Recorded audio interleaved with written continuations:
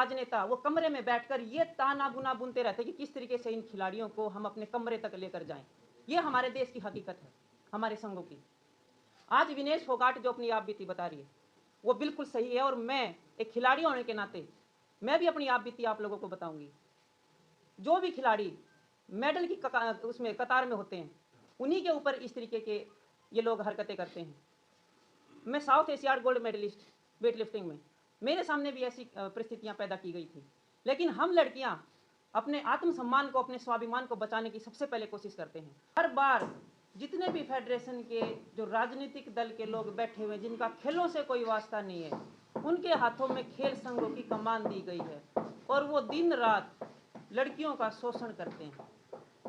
अगर कोई खिलाड़ी अपनी आवाज़ उठाता है तो उसको इसी तरीके से मारने की धमकियां दी जाती हैं, उसका कैरियर बर्बाद कर दिया जाता है, उस पर लाइफ बैन लगा दिया जाता है, उसका सिलेक्शन काट दिया जाता है।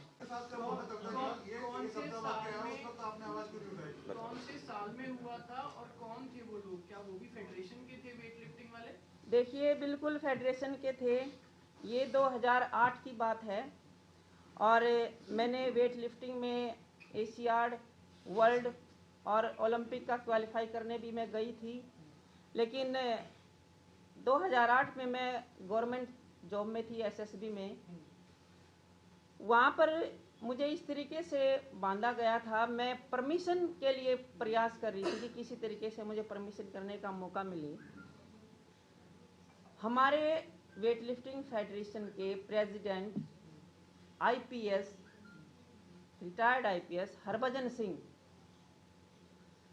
उन्होंने भी इसी तरीके की हरकतें की थी,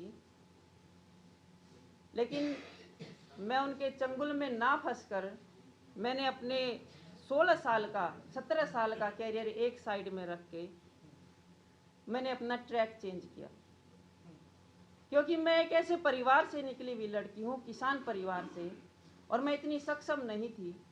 और सबसे पहले मैं घबरा इस बात से गई कि अगर मैं ये चीज़ें अपने परिवार के सामने रखती हूँ तो शायद मुझे दोबारा मौका ना मिले बाहर निकलने का।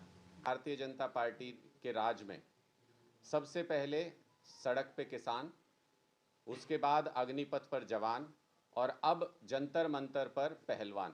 भारतीय जनता पार्टी और उनके तमाम नेता जो आरोपी हैं उनके पक्ष में नजर आते हैं, उनके साथ खड़े हुए नजर आते हैं। कुश्ती संघ के अध्यक्ष जो कि बीजेपी के नेता भी हैं, कई बार के सांसद हैं, वो उस पद को छोड़ने को तैयार नहीं है। एक अलग बात की विनेश फोगाट जो ये आरोप लगा रही हैं, जो जंतर मंतर पर खुद मौजूद हैं, जानी मानी पहलवान हैं देश की, उन्होंने कुछ दिन पहले 2021 का ये वाकया है, मोदी जी से मुलाकात की थी और मोदी जी से मुलाकात के दौरान का एक वीडियो मैंने देखा जिसमें मोदी जी ने कहा कि विनेश, मैं तुम्हें निराश नहीं देख सकता। तो आज मैं प्रधानमंत्री मोदी जी से, बीजेपी की पूरी लीडरशिप से ये पूछना चाहता हूं कि विनेश आज निराश भी है, हताश भी है, परेशान भी है और 2 दिन से तीसरा दिन आज हो गया, जंतर मंतर पर बैठे हुए हैं, आप लोगों से गुहार लगा रहे हैं। मोदी जी के या खट्टर जी के कान पर जूं क्यों नहीं रेंग रही?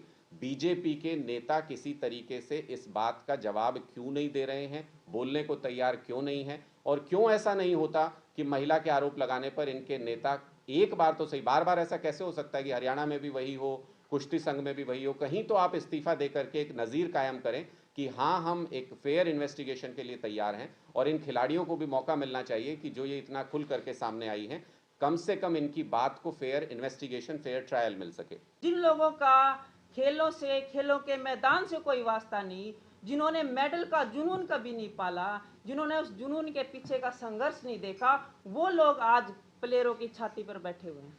ये उनकी ढील है, ये सरकार की ढील है, ये नपुंसकता मानती हूँ मैं सरकार की। हमारी लड़कियां आज सुरक्षित नहीं है। मांग, मेरा जो मैटर है वो काफ़ी टाइम हो गया, मुझे नहीं पता वो इंसान अब जिंदा भी है इस दुनिया में या नहीं। खिलाड़ी ही इस खेल संघों में जाएं, उन्हीं को खेलों की जिम्मेदारी दी जाए, क्योंकि वही समाज को चला सकते हैं, वही खिलाड़ी की परेशानियों को अच्छी तरीके से समझ सकते हैं।